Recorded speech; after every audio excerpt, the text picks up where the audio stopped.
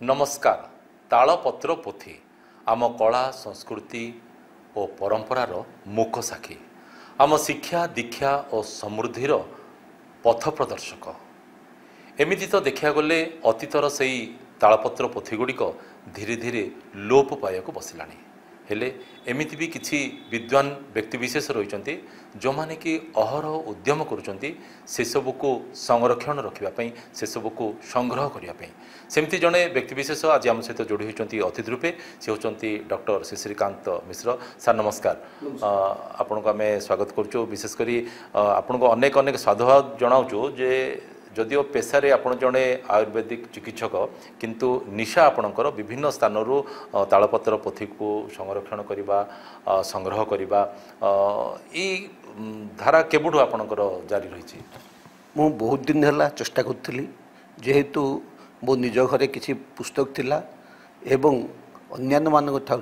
पाठ पढ़िया था मो बहुत इंटरेस्ट थिला पाम लीफ कलेक्शन करिया।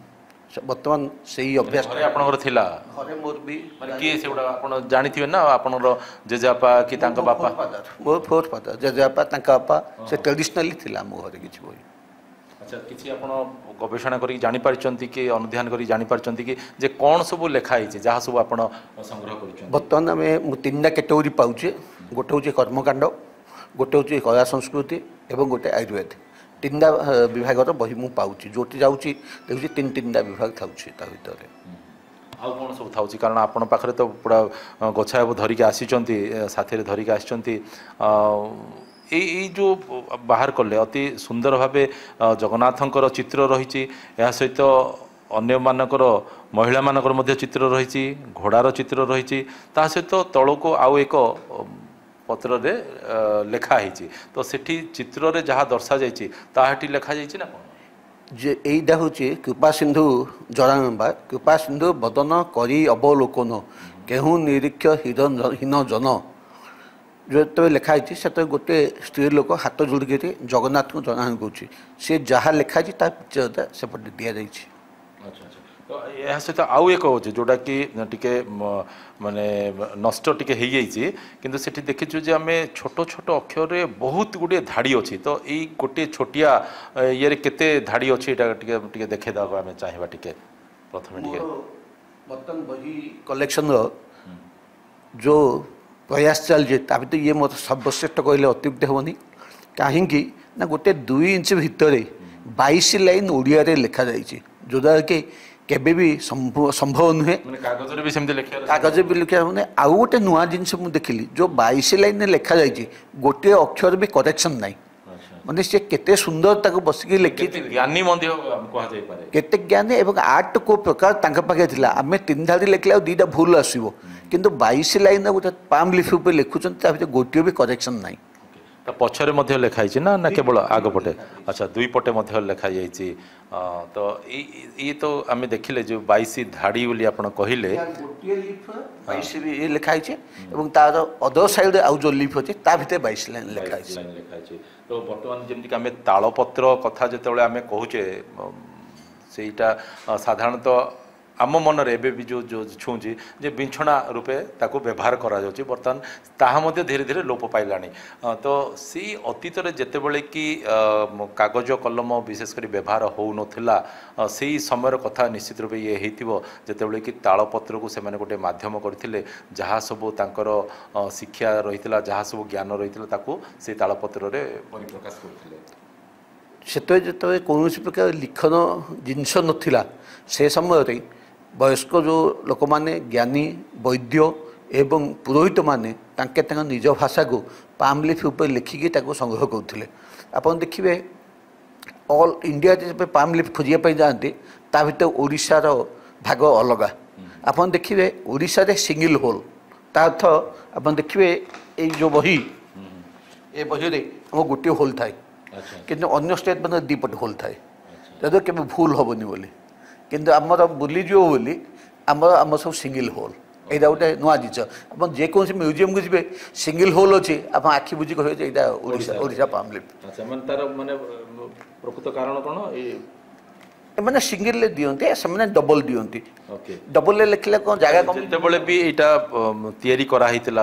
ଲେଖାଯାଇଥିଲା ତାଳପତ୍ରରେ ସେତେବେଳଠୁ ହିଁ ସେମାନେ ଯେତେବେଳେ ବି ରଖିଥିଲେ ସାଇତିକି ରଖିଥିଲେ ଏ ହୋଲ୍ କରିକି ସେମାନେ ରଖିଥିଲେ ଗୁନ୍ଥିକି से माने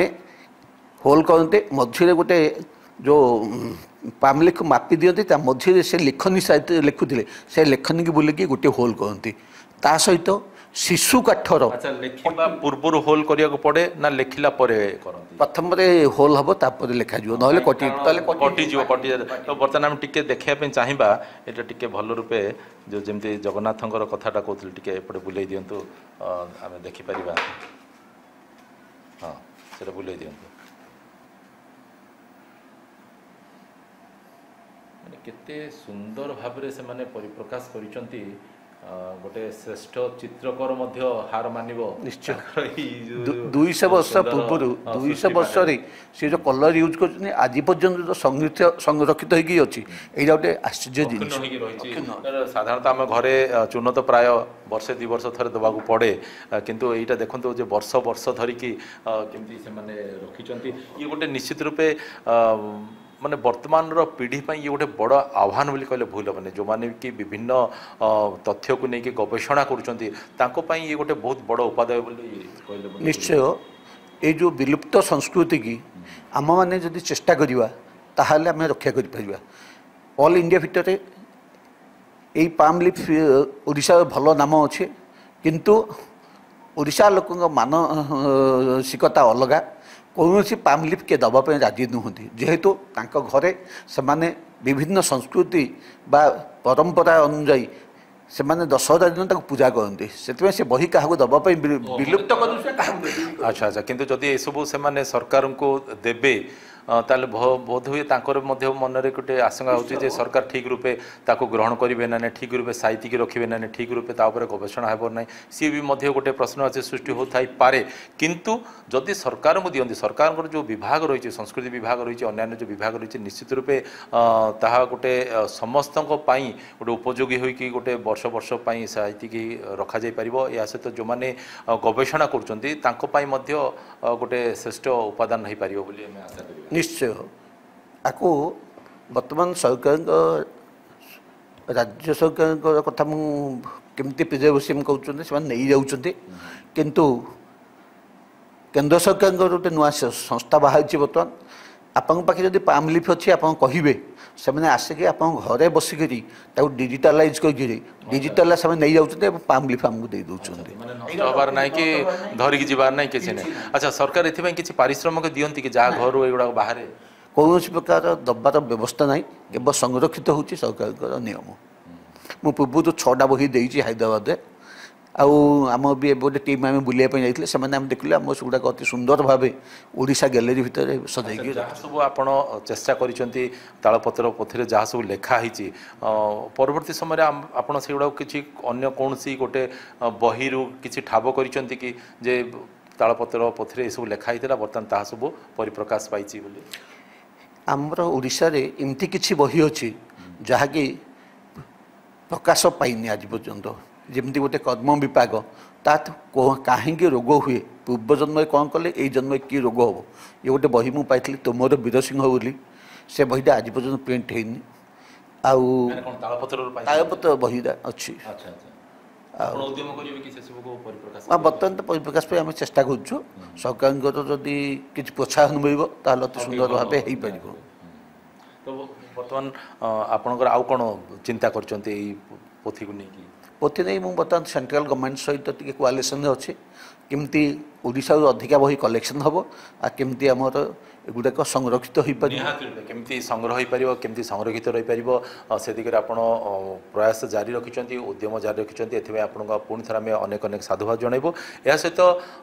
आमर दर्शक मानू आम अनुरोध करूँ आपणकर नजर जदि एमती किसी आसे ताहले तुरंत सरकार सहित विशेषकर संस्कृति विभाग सहित जोगाजोग करूँ आउ सहयोग करूँ ये दिगरे आज प्रसंग ये रखिए आप प्रकाश पट्टनायक विदाय दिंतु पुणी थे आउ एक प्रसंग आप सहित जोड़ी हूँ नमस्कार।